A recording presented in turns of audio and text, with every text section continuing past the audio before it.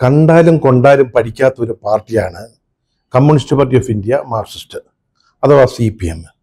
അവർ തീരുമാനിക്കുന്നതിനപ്പുറം ഒന്നും നടക്കാൻ പാടില്ല, ഒന്നും സംഭവിക്കരുത്. അതിനവർ സമ്മതിക്കില്ല. അതിനാരെങ്കിലും ശ്രമിച്ചാൽ അടിയോട് അവരെ തീർത്ത് കളയും. ഇതിന് മലയാളത്തിൽ ധാർഷ്ട്യം എന്നൊക്കെ പറയാം. ഇതുകൊണ്ട് അവർക്ക് കഴിഞ്ഞ കാലങ്ങളിൽ ധാരാളം നഷ്ടങ്ങൾ സംഭവിച്ചിട്ടുണ്ട്, രാഷ്ട്രീയമായ നഷ്ടങ്ങൾ തന്നെ. പക്ഷെ അതൊന്നും അവർ പ്രശ്നമാക്കുന്നില്ല, അതൊന്നും ഓർക്കത്തില്ല, അതിൽ നിന്നും ഒരു പാഠം പഠിക്കത്തുമില്ല. ഇതിപ്പോൾ എതിർസ്ഥാനത്ത് നിൽക്കുന്നത് അത് എതിർ മുന്നണിയിലെ ശത്രുപക്ഷത്തുള്ള പാർട്ടിക്കാരാകണമെന്നൊന്നുമില്ല. സ്വന്തം മുന്നണിയാണെങ്കിൽ അവരവരുടെ ധാർഷ്ട്യം പ്രകടിപ്പിക്കും. ഇപ്പൊ മുന്നണിയിലെ അവരുടെ കരടെന്ന് പറയുന്നത് communist party of India, CPI, മുന്നണിയിലെ പ്രധാനപ്പെട്ട കക്ഷിയാ, രണ്ടാമത്തെ പാർട്ടിയാ.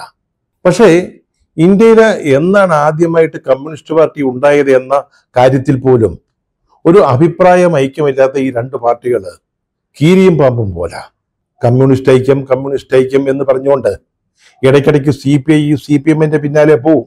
പക്ഷേ അവരടിപ്പിക്കത്തില്ല. അവർക്ക് മുന്നണിയിലെ ഒരു ഘടക കക്ഷി എന്ന നിലയിൽ ഓക്കെ. അതിനപ്പുറത്ത് CPI എന്ന് കേട്ടാൽ അവർക്ക് കലിപ്പ. അത് പണ്ടേ തുടങ്ങിയതാ. ഈ MNTV എന്നിവരുടെ കാലത്ത് തുടങ്ങിയ പകയ. ഇപ്പോഴീ PM ശ്രീ പദ്ധതിയുടെ കാര്യത്തിലും ഇതേ ധാർഷ്ട്യമാണ് CPM CPIയോട് കാണിക്കുന്നത്. ആ പദ്ധതി നടപ്പാക്കിയാൽ 1466 കോടി രൂപ കിട്ടുമെന്നുള്ളത് ശരിയാ. അത് കേരളത്തിന് ലഭിക്കേണ്ട തുകയാണ്. നമ്മുടെ വിദ്യാഭ്യാസ രംഗത്തിന്റെ വികസനത്തിനും വളർച്ചയ്ക്കും വേണ്ടി ഉപയോഗിക്കേണ്ടതാണ്. പക്ഷേ അവിടെ ചില കോംപ്രമൈസുകൾ വേണ്ടി വരും. BJP സർക്കാരുമായിട്ട് നമ്മൾ ഈ കാവ്യ നിറത്തിലുള്ള അവരുടെ വിദ്യാഭ്യാസ നയങ്ങൾ അപ്പാടെ സ്വീകരിക്കേണ്ടി വരും. എങ്കിൽ മാത്രമേ ഈ 1466 കോടി രൂപ കിട്ടത്തുള്ളൂ. സത്യം പറഞ്ഞാൽ ഈ പദ്ധതി എന്ന് പറഞ്ഞാലേ, നിങ്ങൾ ഞങ്ങളുടെ പരിപാടികളും നയങ്ങളും സ്വീകരിക്കും, വിദ്യാഭ്യാസത്തിൽ ഞങ്ങൾ പറയുന്നത് പോലെ ചെയ്യുക. അപ്പൊ ഞങ്ങളൊരു 1466 കോടി രൂപ അതിന് പകരമായിട്ട് അങ്ങോട്ട് തരാം. അതാണ് സത്യം പറഞ്ഞാൽ ഈ PM ശ്രീ പദ്ധതിയുടെ പൊരുൾ എന്ന് പറയുന്നത്. ഈ പണം വാങ്ങിച്ചെടുക്കുന്നതിലെ നമ്മുടെ ശിവൻകുട്ടി മന്ത്രിയും അദ്ദേഹത്തിന്റെ മുഖ്യമന്ത്രിയൊക്കെ എടുക്കുന്ന താല്പര്യവും നല്ലതാണ്. പക്ഷേ ഇതുപയോഗിച്ച് CPIക്ക് രണ്ട് പെടപെടയ്ക്കാനും അവർ ആഗ്രഹിക്കുന്നുണ്ട്. CPIനെ എതിർക്കുകയാണെങ്കിലും അവരെ മറികടന്നുകൊണ്ട് PM ശ്രീ പദ്ധതി നടപ്പാക്കാനാണ് ഇപ്പോഴ് നമ്മുടെ CPM തീരുമാനിച്ചിരിക്കുന്നത്. നമ്മുടെ ശിവൻകുട്ടി മന്ത്രിയൊക്കെ അതിൻ്റെ ഒരു കരുവ് മാത്രമാണ്. ആദ്യം ഒന്ന് തുടങ്ങി വയ്ക്കുക, പറഞ്ഞു വയ്ക്കുക, പിന്നെ CPM പിണറായി വിജയൻ അതങ്ങ് ചെയ്തോളും. അതാണ് അതിൻ്റെ ഒരു രീതി. ഇപ്പോഴാ LDF കൺവീനർ നമ്മുടെ TP രാമകൃഷ്ണൻ അദ്ദേഹവും രംഗത്ത് വന്നിട്ടുണ്ട്, നമ്മുടെ വിദ്യാഭ്യാസ മന്ത്രിയെ അനുകൂലിച്ചുകൊണ്ട്. നാളെ മന്ത്രിസഭാ യോഗത്തിൽ ചർച്ച ചെയ്യുമെന്നാണ് കേൾക്കുന്നത്. ഇനിയിപ്പോൾ CPI മന്ത്രിമാര് മന്ത്രിസഭയിൽ അതിനെ എതിർത്താലും ഇനി അവിടുന്ന് ഇറങ്ങിപ്പോക്ക് നടത്തിയാലും ഇതുമായിട്ട് മുന്നോട്ട് പോകുക എന്നുള്ളത് തന്നെയാണ് CPMന്റെ നിലപാട്. ഈ ധാർഷ്ട്യമൊക്കെ കാണിക്കുമ്പോൾ തന്നെ നമ്മൾ ഈ സാധാരണ ജനങ്ങളുടെ കണ്ണിൽ മണ്ണിടാനുള്ള എന്തെങ്കിലും ഒരു പ്രസ്താവനയും കൂടെ അവർ നടത്തും. ഇപ്പൊ TP രാമകൃഷ്ണൻ കഴിഞ്ഞ ദിവസം പറഞ്ഞത് അദ്ദേഹം വിദ്യാഭ്യാസ മന്ത്രിയെ അനുകൂലിക്കുക.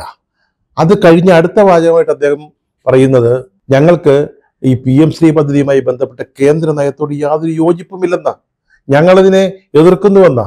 അതായത് ഈ 1466 കോടി രൂപ ഞങ്ങൾ ഇനി വാങ്ങും. എങ്ങനെ? PM ശ്രീ പദ്ധതിയോട് കേരളത്തിനുള്ള വിയോജിപ്പ് നിലനിർത്തിക്കൊണ്ട് തന്നെ. അതാണ് ലൈന്. ഒന്നുകൂടെ പറഞ്ഞാൽ ഈ 1466 കോടി രൂപ പോക്കറ്റ് വെച്ചിട്ട് പിന്നെ പറയാമല്ലോ ഞങ്ങൾ PM ശ്രീ പദ്ധതിയുമായി ബന്ധപ്പെട്ട കേന്ദ്ര നയത്തോട് യോജിച്ചിട്ടില്ല, രക്ഷപ്പെട്ടല്ലോ. അതാണ് ഇവിടെ CPM നടപ്പാക്കാൻ പോകുന്ന ബുദ്ധി. നമുക്ക് അവകാശപ്പെട്ട് വാങ്ങിയെടുക്കാൻ കഴിയണമെന്ന് നമ്മൾ LDF യോഗത്തിൽ നമ്മൾ നേരത്തെ തീരുമാനിച്ചിട്ടുള്ളതാ. അതാ നമ്മുടെ നയം. അതിനോട് CPIക്കും എതിർപ്പും പ്രതിഷേധമൊന്നും ഇല്ലല്ലോ. അപ്പോ ഈ പണം വാങ്ങിയെടുക്കുക എന്ന പൊതു തീരുമാനത്തിൽ നയത്തിൽ നിന്നുകൊണ്ട് വകുപ്പുകൾക്ക്, അതായത് വിദ്യാഭ്യാസ വകുപ്പിന് സ്വതന്ത്രമായ നിലപാടെടുക്കാം. അതാണ് TP രാമകൃഷ്ണൻ നിർദ്ദേശിക്കുന്ന ഒരു പരിപാടി. പക്ഷെ ഇതൊക്കെ സമ്മതിച്ചു കൊടുക്കാൻ CPI അങ്ങനെ വെറും പോങ്ങന്മാരൊന്നും അല്ലല്ലോ. ഈ PM ശ്രീ എന്ന് പറയുന്ന പദ്ധതി CPM ശ്രീ ആയിട്ടോ അല്ലെങ്കിൽ CM ശ്രീ ആയിട്ടോ അങ്ങനെ നടപ്പാക്കാമെന്നൊരു ആഗ്രഹം കൂടെ നമ്മുടെ സംസ്ഥാന സർക്കാരിൻ്റെ മനസ്സിലുണ്ട്. അതെങ്ങനെയാണെന്ന് ചോദിച്ചാൽ ഈ PM ശ്രീ പദ്ധതിയിൽ ചില വ്യവസ്ഥകൾ വെച്ചിട്ടുണ്ട്. ആ വ്യവസ്ഥകളിൽ സംസ്ഥാന സർക്കാരിന് എതിർപ്പുള്ളത് ഉപേക്ഷിക്കുക, ബാക്കി വ്യവസ്ഥകൾ മാത്രം നടപ്പാക്കുക. അതാണ് അവരുടെ മനസ്സിലെ ഇപ്പോഴത്തെ പൂതി. പക്ഷെ അത് നടപ്പാകാൻ പോകുന്നില്ല. കാരണം ഈ PMC പദ്ധതിയുടെ ഒരു കരട് ധാരണാപത്രമുണ്ട്. അതാണ് സംസ്ഥാന സർക്കാർ സമ്മതിക്കുകയാണെങ്കിൽ പിന്നീട് ഒപ്പിടേണ്ടത്. അതിനകത്ത് പറയുന്ന ഒരു വളരെ പ്രധാനപ്പെട്ട കാര്യം എന്ന് പറയുന്നത്, ദേശീയ വിദ്യാഭ്യാസ നയത്തിൽ പറയുന്ന എല്ലാ കാര്യങ്ങളും എല്ലാ വ്യവസ്ഥകളും അനുസരിച്ചാൽ മാത്രമേ ഈ 1466 കോടി രൂപ കിട്ടത്തുള്ളൂ. അല്ലാതെ സംസ്ഥാന സർക്കാരിന് എതിർപ്പുള്ള കാര്യങ്ങൾ മാറ്റിവെച്ചിട്ട് ബാക്കി നടപ്പാക്കാൻ പോയാൽ പറ്റത്തില്ല. ദേശീയ വിദ്യാഭ്യാസ നയം മുന്നോട്ട് വയ്ക്കുന്ന പാഠ്യപദ്ധതി ചട്ടക്കൂട് വരെ, അത് നമ്മുടെ കേരളത്തിലെ സംവിധാനമായിട്ട് വളരെ വളരെ വ്യത്യാസമുള്ളതാണ്. അതുവരെ നടപ്പാക്കാൻ സമ്മതിച്ചാൽ മാത്രമേ ഈ കാശ് 1466 കോടി രൂപ നമ്മുടെ കയ്യിലേക്ക് വരത്തുള്ളൂ. ഈ ധാർഷ്ട്യം അല്ലെങ്കിൽ ധിക്കാരം കാലാകാലങ്ങളിൽ CPM വലിയ തലവേദന ഉണ്ടാക്കിയിട്ടുള്ളതാണ്, വലിയ നഷ്ടങ്ങൾ ഉണ്ടാക്കിയിട്ടുള്ളതാണ്. 1957 ഗവൺമെന്റ് ലോകത്തിലാദ്യമായിട്ട് ബാലറ്റ് പെട്ടിയിലൂടെ അധികാരത്തിൽ വന്ന ഒരു കമ്മ്യൂണിസ്റ്റ് ഗവൺമെന്റ് ആണെന്നാണ് പറയുന്നത്. വേറെ ഏതോ ഒരു ചെറിയ സ്ഥലത്ത്, ഒരു മുനിസിപ്പാലിറ്റി പോലൊരു പ്രദേശത്ത് തെരഞ്ഞെടുപ്പിൽ കമ്മ്യൂണിസ്റ്റ് പാർട്ടി വന്നിട്ടുണ്ടെന്ന് പറയുന്നു. ഒരു സംസ്ഥാനം എന്ന നിലയിൽ കേരളത്തിലാണ് ആദ്യമായിട്ട് ബാലറ്റ് പെട്ടിയിലൂടെ ഒരു കമ്മ്യൂണിസ്റ്റ് ഗവൺമെന്റ് വരുന്നത്. കമ്മ്യൂണിസ്റ്റ് പാർട്ടി പോലും അത് പ്രതീക്ഷിച്ചിരുന്നോ എന്നുള്ളത് മറ്റൊരു കാര്യമാണ്. EMSന്റെ നേതൃത്വത്തിൽ ഒരു മന്ത്രിസഭ വന്നപ്പോഴത്തേക്ക് വിപ്ലവം വന്നുപോയി എന്നാണ് നമ്മുടെ കുട്ടിസഖാക്കളും നേതാക്കളും എല്ലാവരും ഒരുപോലെ അങ്ങ് വിശ്വസിച്ചത്. ചൈനയിലോ അല്ലെങ്കിൽ സോവിയറ്റ് യൂണിയനിലോ ഒക്കെ കമ്മ്യൂണിസം വന്നതുപോലെ കേരളം കമ്മ്യൂണിസ്റ്റ് ആയിരിക്കുന്നു. ഇനി കാലാകാലങ്ങളിൽ ആജന്മകാലം കമ്മ്യൂണിസ്റ്റ് പാർട്ടിയാണ് ഇവിടെ ഭരിക്കാൻ പോകുന്നത്. ആ നിലയിലുള്ള ധിക്കാരവും ധാർഷ്ട്യവുമാണ് ഇവിടുത്തെ കമ്മ്യൂണിസ്റ്റ് സഖാക്കൾ പുറത്തേക്കെടുത്തത്.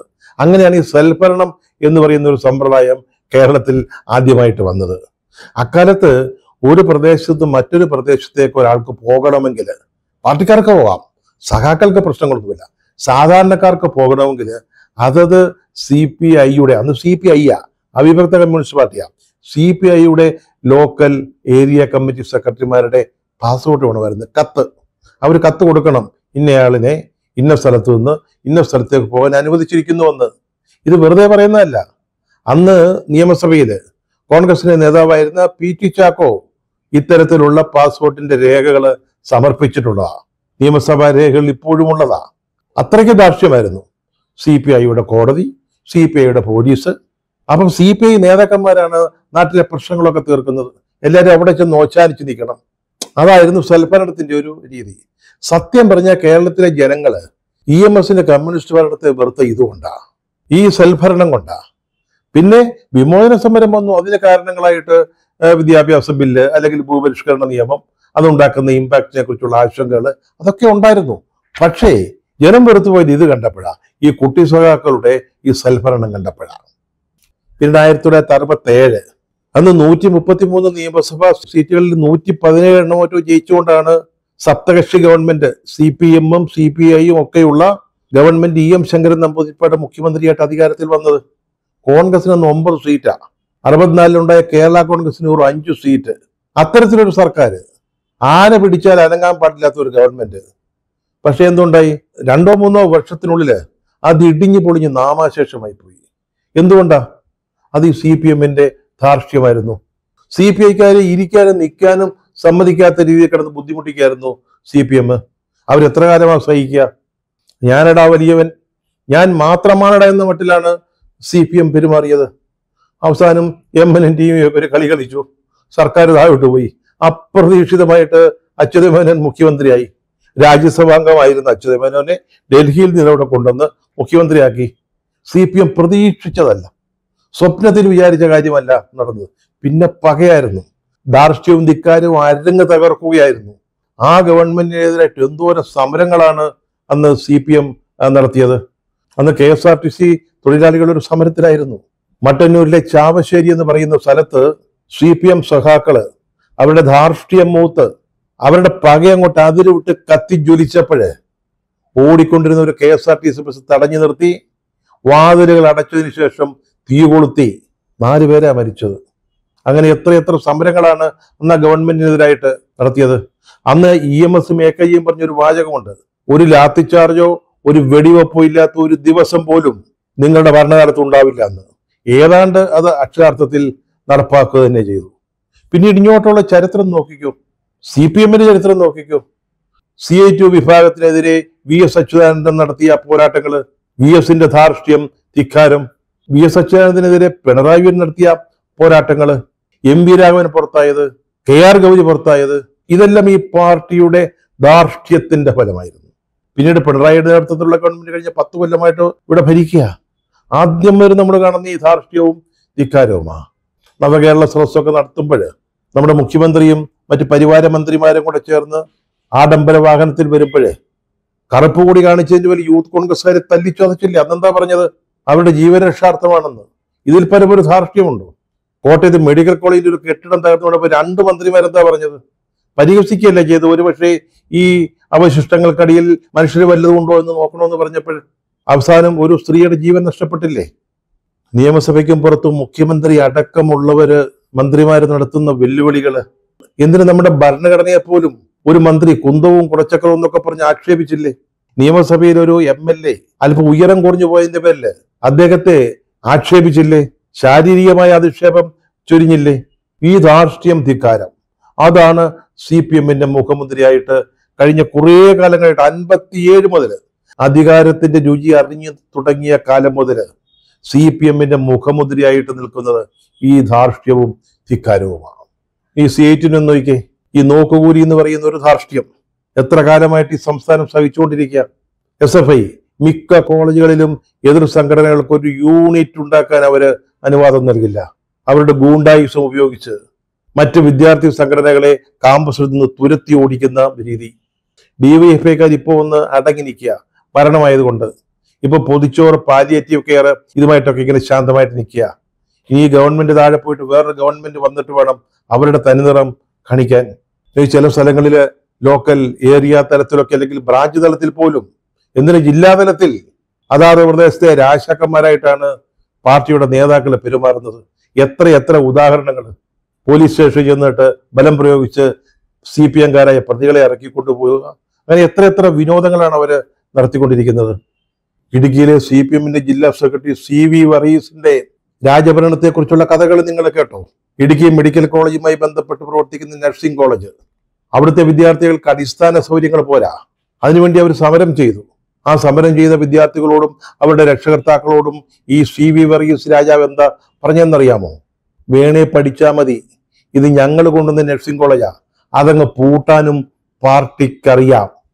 ഒരു ജനാധിപത്യ പാർട്ടിയുടെ ജില്ലാ സെക്രട്ടറി പറയുകയാ. പറയുന്നത് എവിടെ വെച്ചാ? ചെറുതോണിയിലെ അദ്ദേഹത്തിന്റെ ആഫീസിൽ വെച്ചാ. അവിടെ വെച്ചിത് പറയാൻ കാരണം എന്താ? ഇത് കളക്ടറുടെ ഓഫീസിൽ നടക്കേണ്ട ഒരു സന്ധി സംഭാഷണമാണ്. കോളേജ് പ്രിൻസിപ്പൽ അടക്കം, PTA പ്രസിഡന്റ്, 2 PTA പ്രതിനിധികള്, 5 വിദ്യാർത്ഥി പ്രതിനിധികള് എന്നിവരടക്കമുള്ള ഒരു യോഗം കളക്ടറേറ്റിൽ നടക്കേണ്ടത് കളക്ടർ ഇല്ലാത്തത് കൊണ്ട് നമ്മുടെ ജില്ലാ സെക്രട്ടറിയുടെ ചെറുതോണിയിലെ ആഫീസിലാണ് കൂടിയതെന്ന് കേരളത്തിൽ എവിടെയെങ്കിലും നിങ്ങൾ കേട്ടിട്ടുള്ള ഒരു കഥയാണോ? വിദ്യാർത്ഥി സമരം ഒത്തുതീർക്കുന്നതിന് കോളേജ് പ്രിൻസിപ്പൽ അടക്കമുള്ളവരുടെ യോഗം ചേരുന്നത് CPM ജില്ലാ സെക്രട്ടറിയുടെ ഓഫീസിൽ. അവിടെ വെച്ച ഈ മഹാരാജാവ് ഈ വിദ്യാർത്ഥികളുടെയും രക്ഷകർത്താക്കളുടെയും പ്രതിനിധികളെ ഭീഷണിപ്പെടുത്തുകയാണ്. എത്ര സമരം നടത്തിയാലും വേണ്ടില്ല, ഞങ്ങൾ ഒരുക്കി തരുന്ന സൗകര്യങ്ങളിൽ താമസിച്ചോണം, അവിടെ പഠിച്ചോണം, അല്ലെങ്കിൽ പൊക്കോണം, അല്ലെങ്കിൽ ഞങ്ങളിത് പൂട്ടും. നഴ്സിംഗ് കോളേജിലെ വിദ്യാർത്ഥിനികളുടെ സൗകര്യം ഉണ്ടാക്കി കൊടുക്കുന്നത് ഇടുക്കി ജില്ലയിലെ കമ്മ്യൂണിസ്റ്റ് പാർട്ടിയാണോ? CPM ആണോ? അവിടുത്തെ CPM-ന്റെ ജില്ലാ സെക്രട്ടറി ആണോ? ഇതൊക്കെ പറയാൻ ഇയാൾ ആരാ? അല്ലെങ്കിൽ ഇയാളുടെ ഓഫീസിൽ ഈ യോഗം നടത്താൻ ഇയാൾ ആരാ? ഇത് ധാർഷ്ട്യത്തിന്റെയും ധിക്കാരത്തിന്റെയും ഉണ്ടല്ലോ, അതിന്റെ എവറസ്റ്റ് കൊടുകൂടിയാ. സത്യം പറഞ്ഞാൽ പ്രിൻസിപ്പളിനെയാ പറയേണ്ടത്. 2 അധ്യാപക പ്രതികളും പോയിരുന്നു. ഇത് നിങ്ങൾ എവിടുന്ന് പഠിച്ച ശീലമാണ്? ഒരു രാഷ്ട്രീയ പാർട്ടിയുടെ ജില്ലാ സെക്രട്ടറി നടത്തുന്ന സന്ധി സംഭാഷണങ്ങളിൽ പോയി പങ്കെടുക്കാൻ, ഒരു ഔദ്യോഗിക യോഗം പാർട്ടി ഓഫീസിൽ നടത്താൻ, അതിൽ പോയി ഇരുന്നു കൊടുക്കാൻ നിങ്ങൾക്ക് നാണമില്ലായിരുന്നു? നിങ്ങൾ ഇരിക്കുന്ന കസേരയെക്കുറിച്ച്, നിങ്ങൾ അലങ്കരിക്കുന്ന പദവിയെക്കുറിച്ച് നിങ്ങൾക്കൊരു ബോധ്യം ഉണ്ടാകേണ്ടതായിരുന്നില്ലേ? ഈ ധിക്കാരവും ധാർഷ്ട്യവും വളർന്ന് എല്ലാ അതിരുകളും വിട്ട് പോയിരിക്കുക. അതിന്റെ ഒന്നാന്തരം ഉദാഹരണമാണ് നമ്മൾ ഇടുക്കിയിൽ കണ്ടത്. നാളെ നമ്മുടെ മുഖ്യമന്ത്രിയും പാർട്ടി സെക്രട്ടറിയും ഒക്കെ ഇതിനെ ന്യായീകരിച്ചുകൊണ്ട് വരുമെന്ന് നമുക്ക് നന്നായിട്ട് അറിയാം. ഈ കോളേജ് മന്ത്രി റോഷി അഗസ്റ്റിൻ കൊണ്ടുവന്നതാ. ഇത് അദ്ദേഹത്തിന്റെ മണ്ഡലമാ. പക്ഷേ ഇടുക്കിയിലെ ഈ വർഗീസ് മഹാരാജാവിനോട് സംസാരിക്കാനുള്ള ധൈര്യം റോഷി അഗസ്റ്റിനുണ്ടോ? കേരള കോൺഗ്രസിനോട് ശബ്ദമുണ്ടോ? കേരള കോൺഗ്രസിന്റെ ശബ്ദം കേരളത്തിൽ തന്നെ കേൾക്കാനില്ല. അവരൊക്കെ നിശബ്ദരാ. എന്തെങ്കിലും എന്ന് പറയുന്നത് CPI മാത്രമാണ്. കേരള കോൺഗ്രസിനൊക്കെ ഇതെന്ത് പറ്റിയെന്ന് അവരുടെ പ്രവർത്തകർ അത്ഭുതപ്പെടുകയാണ്. കേരള കോൺഗ്രസ് UDF-ലായിരുന്ന കാലത്ത് ആ പാർട്ടിക്ക് എന്തൊരു പവറായിരുന്നു. അതൊക്കെ അങ്ങനെ ഒരു കാലം.